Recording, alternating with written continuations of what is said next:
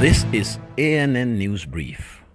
The United Nations Children's Fund says thousands of Cameroonian children are out of school.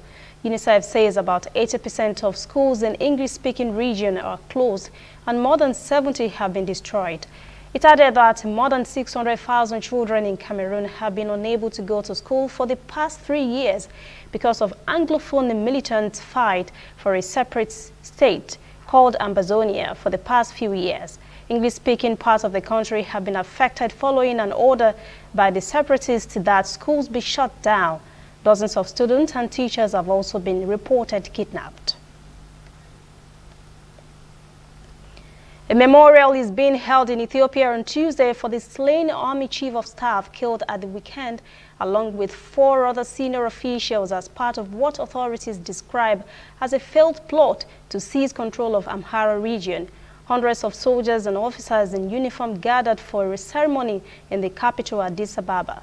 Coffins of Army Chief of Staff Sarah Mekone and a retired general, both shot dead on Saturday by Mekone's bodyguard, were wheeled into the hall covered in Ethiopian flags.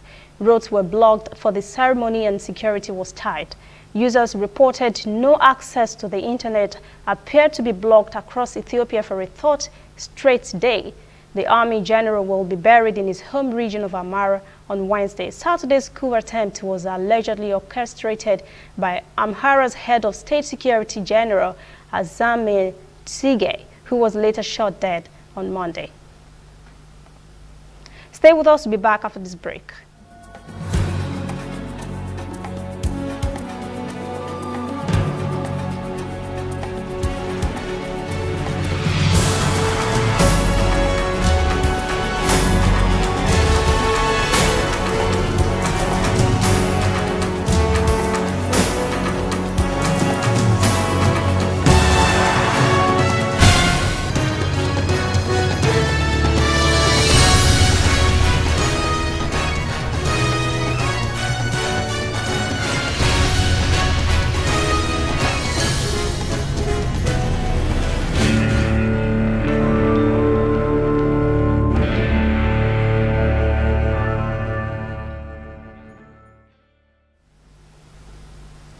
A United States representative and U.S. Assistant Secretary of State for Africa and African Affairs Tibonagi has warned African countries running up debt they won't be able to pay back, including to China, to not expect to be bailed out of Western-sponsored debt relief.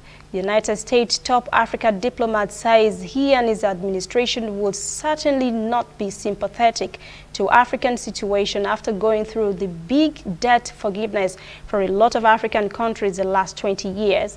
The International Monetary Fund and World Bank began the heavily indebted poor countries HIPC initiative in 1996 to help the countries clear billions of dollars worth of unsustainable debt.